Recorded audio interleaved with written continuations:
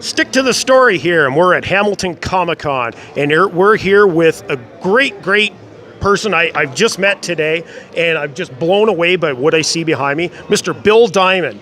How you doing? Good. You guys having fun? Well, we are, yeah, starting out. We like to do it. Yeah, and it's great to see. I walked in here and I saw some stuff that as a kid growing up, was stuff that I was interested in, and it just blew me away. And I'm really looking forward to seeing what you got here. And thanks a lot for coming to Hamilton Comic Con today. Thank the promoters for having us. Yeah. Come. Now, is this the first time you've done this con in Hamilton? This is the first time we've been here. Yes. Excellent. We've been to Niagara, and we always try to bring something new. Something new, yeah. Yes. So Bill, what he does, for those who don't know, I guess you would be like a puppeteer, master, because you build them, right? Yeah. Well, Bill Diamond Productions is a production company. We do it all. We kind of we build them, we design them, we create television shows, we build scenery. We do a lot of things for many companies that you wouldn't even know half of the stuff that we do, whether it's a corporate or independent. Right. I've been doing this for about 45 years. Yeah. My early years, I was doing stuff for NBC, and unfortunately, I was able to work at the Hensons. Right. I knew Jim and Johnny Henson in the New York office. Right. And so we always tribute Jim, because and like Carol Spinney's here, and I knew Carol actually before I knew Jim. Yeah. And we always tribute those kind of art forms, and we keep it alive. Some of the stuff you got here. When I came in, one thing that really caught me was the Vincent Price over in the back corner. Well, that's from. Can we walk over there? Yeah, we can walk in. Right yeah. now. Oh, is it? Yeah. So. This is Gorgo's Christmas Carol. And this was a project we did for Victoria Price, which is Vincent's daughter. Yeah. Which we'll see Victoria next year. She came to us and said, Bill, hey, we have a narration. Most people don't know my father did a 1948 version of Christmas Carol. Right. And it was just a thing that he recorded. Wasn't it something that got lost or something like that? Yeah. It didn't. It got lost for a while, but most people don't realize that Vincent did it. Yeah. So we created the Vincent Price puppet, and there he is, so you can see him there. Speaking. And then if you look and that's really Vincent's voice.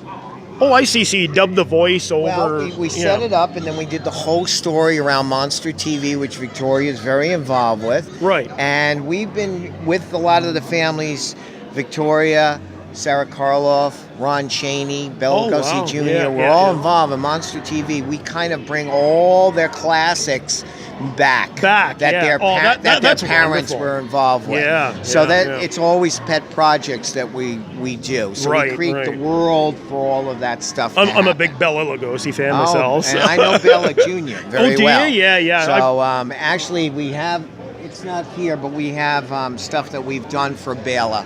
And Sarah.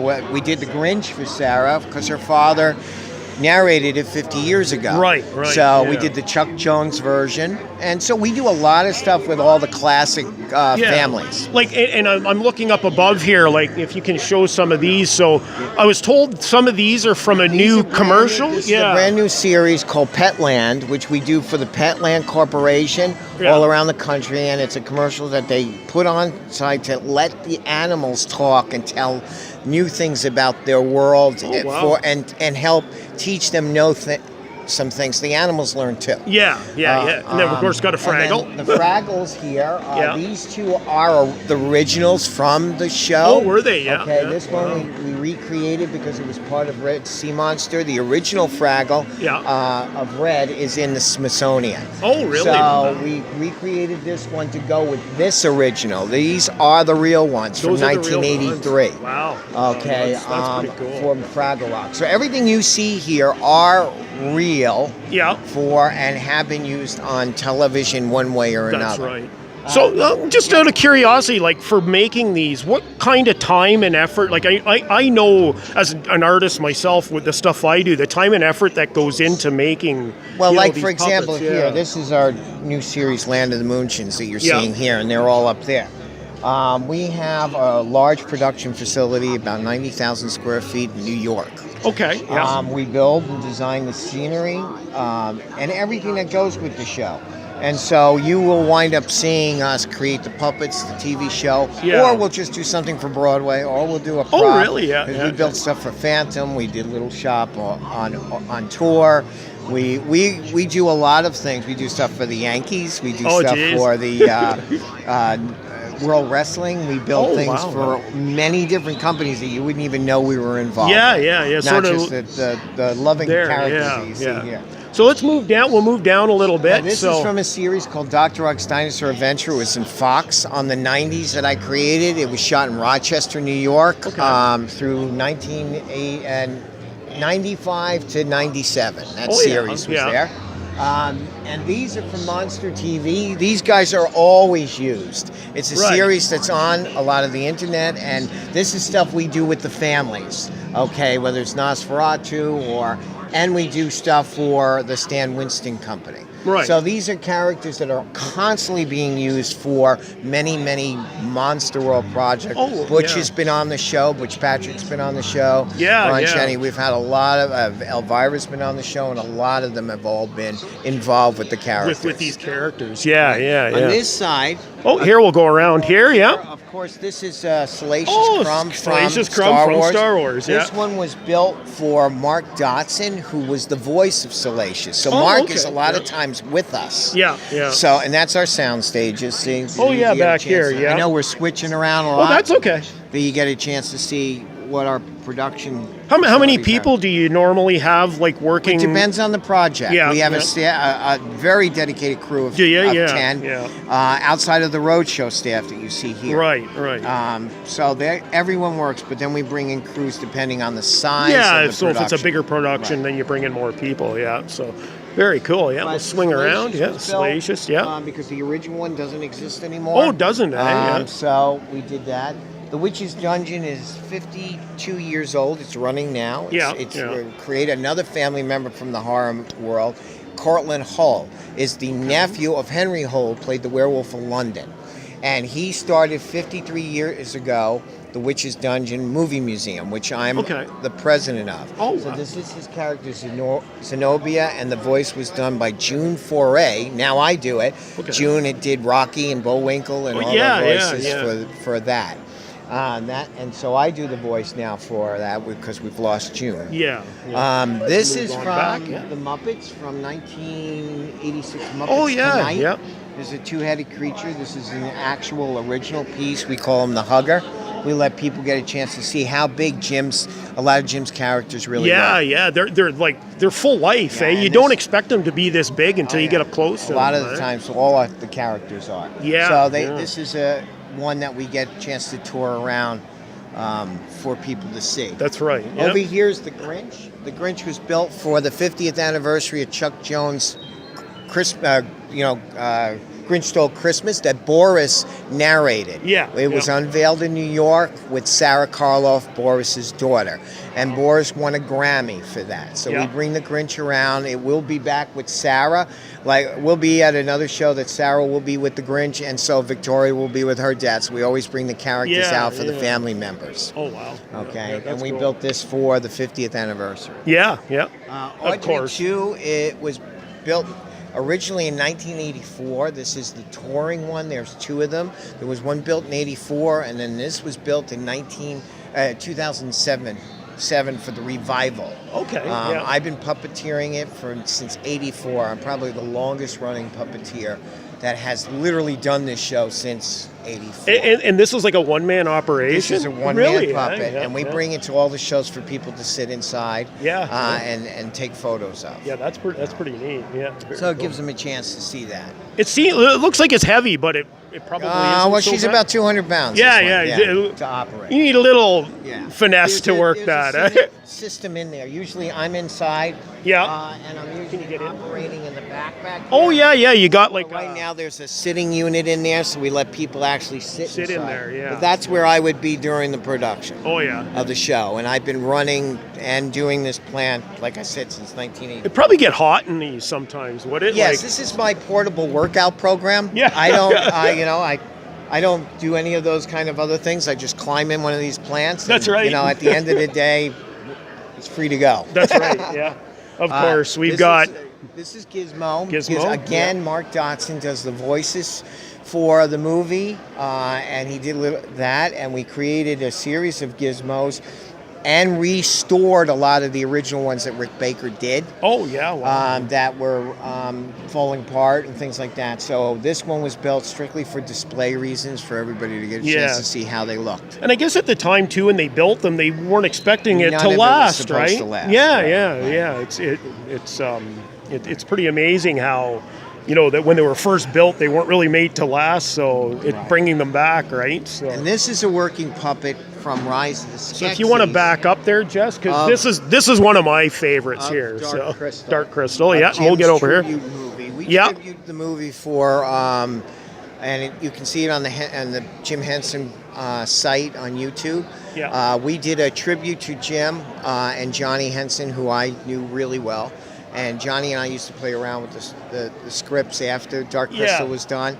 And so we did this tribute thing to hopefully would kickstart a lot more interest. And, of course, now they're doing the Netflix series. the Netflix, like a mini-series, So we send this one out for everybody to get a sense of what the original sizes were of the puppets. This is an actual working puppet. Wow. This was not in the film. This is just our replica of it for Rise of the Skeksis, but you can see it on the Henson site. Yeah. And the Dark Crystal sword, the plate was here's the sword, Johnny had. And then we recreated the handle to give a simulation of what the sword actually looked like in the prop in the show. It's the actual size, and it's huge. It's like exactly if you look the at way it it was in the movie. There were 6 of them. And this plate was the original plate. The handle we restored, but the plate was the original. But that's the original plate. Right. Yeah, wow. It's amazing how big it is. And then these are so here we go. originals Muppets from the Ed Sullivan Show from 1968. Oh, wow. It aired on the Ed Sullivan Show on February 18th, 1968. Jim and Frank actually performed these. Oh, did they? Okay, these are 50 years old. They are one of a kind. Matter of fact, I have had them for years, and we actually didn't know that they all went together. Johnny and I moved them around when we closed the Henson thing in 2004, and they almost were lost. Yeah. And then we rediscovered them, and we sent them on tour. But they are what Jim and Frank, they were made by Don Celine, who was a puppet builder who really gave the look of the Muppets. Yeah. And we unveiled it in Rhode Island. Carol was with us when we did the unveiling for this, and they hadn't been seen for almost 50 years. Oh, wow. And we do show a video of actually Jim's performance. What I find amazing looking at these is how, even though they're puppets, they look like they're like the life in them. It's almost like they got a life. Like it's just the way they're designed and stuff. It's like they have the life of their own. Like it's so fantastic. Like just looking at them. And you think that's a puppet, but it's got there's something very special about this. And these are special to us because they're something that Jim actually operated and Frank actually operated. Yeah, we love bringing new generations to learn about what Jim did, learn about what, people like Carol and all the other puppeteers that are out there that have done amazing work over the years. Yeah, for sure. So, and thanks for having this here. No. That is like so spectacular. This is Gorgo. Oh, here, you want to go back? Gorgo. Gorgo is from Monster TV, Aurora Monsters, and many, many other television shows. Oh yeah. He's been around for a long time, and he's one of the characters that I do. I he love also the won work his in Monster TV. You won an award there. Yeah, I love the work into it, like the details. So it's pretty. It's so nice to be able to get up close to these and really, see them. You see them on screen and stuff, and this. I think people need to come and see this because it gives you a whole new appreciation for the work that goes into this. So we have some really great people that work with us. Yeah. And that's what we, it takes a team effort. That's right. And it's a team. No, very cool. These are the new characters from Land of the Moonshins.